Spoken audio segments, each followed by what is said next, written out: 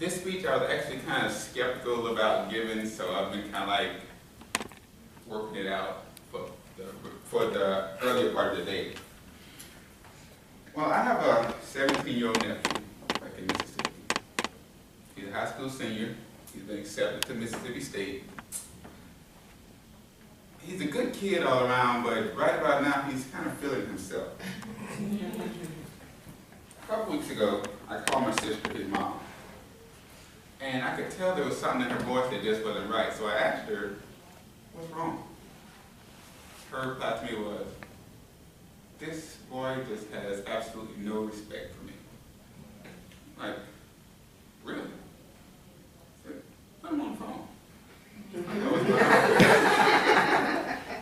Which was better for him because had I been there, it wouldn't have been so simple.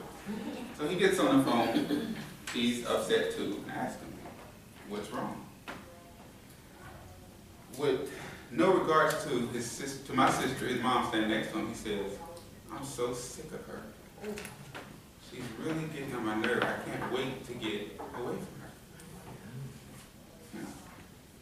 I told him, walk away for a minute, let me talk to you. So he walks into the other room, and I proceed to tell him a story. I'm going to tell you the story I told him. When I was 18, just slightly older than him, my best friend in the world was my mom. We could laugh, we could talk about almost anything, but there was always the boundaries. Her role as a mom, my role as a child.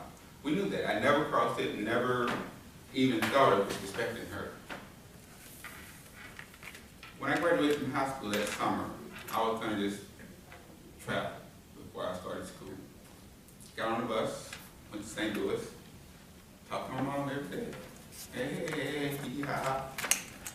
Left St. Louis, and I was getting ready to get on the bus to go to Ohio. And I called my mom, and she didn't sound like herself. I asked her, what's wrong? Well, I'm not feeling good, but nothing for you to worry about. Enjoy your trip. Okay, cool. Get on the bus, go to Ohio, kick it, have a good time. Hey, I'm feeling myself too at that point. I was supposed to get on the bus and head to Memphis after that, but I called my mom again and she didn't answer, so I called my sister. They take my mom to the hospital. Okay, plans changed. Get on the bus, headed back home. I didn't make it home, of course. I went straight from the bus stop to the hospital, and that's where I was. She knew I was going to be there, and she was happy to see her baby. Yes, ma'am. So, while she's in the hospital, my mom suffered a heart attack, a massive heart attack. Luckily, she was in the hospital when it happened, so she survived. But in the course of it, they had to take a long vein, pretty much that stretched the whole length of the inside of her leg. Take it out to put it into her chest. My mom's a trooper. She survived. A few days later, she's laying in the hospital bed. I'm sitting in the cot next to her. We're laughing, having a good time. Everything was good. Shortly after that, it was time where her leg should have been healed, and she's still in the hospital, but somehow while she's in the hospital, her leg got infected, the cut got infected. Needless to say, they had to do another surgery to cut out the infection. Okay, she's in the hospital, everything's fine. Well, after a day or so, the cut on her leg still hadn't stopped bleeding.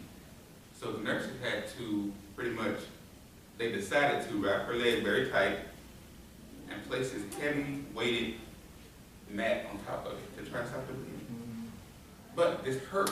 It hurt my mom for this weight on her leg. So to stop her from moving, what did they do? They strapped her arms, they strapped her legs to the bed so she couldn't move. And told me, whatever you do, don't let her move this weight. And you don't move this weight. Okay, I can do that. But me being the person I am and knowing how much this hurt my mom, it hurt me to see her in pain, but I knew I couldn't move the weight. So she would plead with me, Tony, please move this weight, it hurts. No, Mom, I can't do that. Tony, it hurts so bad, just lift it a little bit. Mom, no, I can't do that.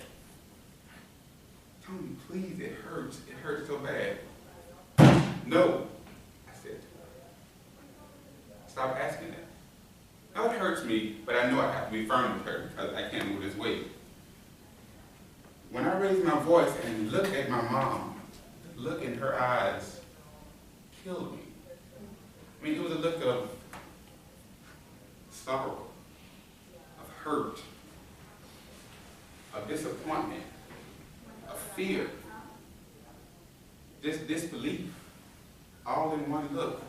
Because her son, her baby, had just raised his voice at her and defied her. But I did what I had to do. So I turned around and I started watching TV.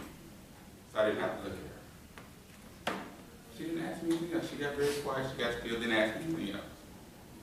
Shortly after that, the nurse comes in, they do a check. I'm still watching TV. And she asked, how long has she been like this? I said, well, she's been sleeping for probably about an hour or so. The nurse tells me, I need you to leave the room. Puts me in the room and calls for backup. Calls off for backup.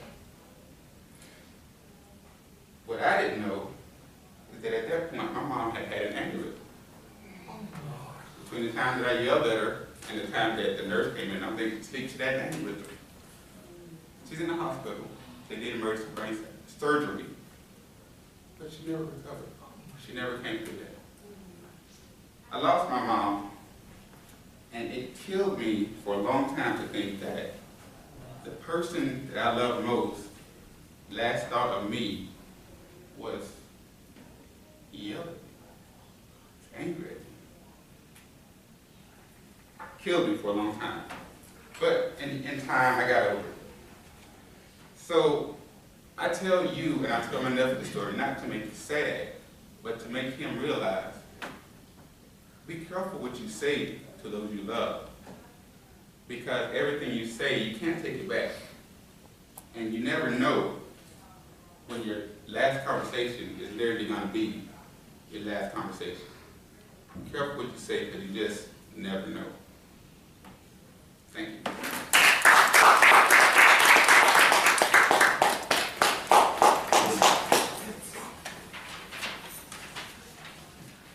Okay, let's give it up for Tony. Tony, thank you for sharing.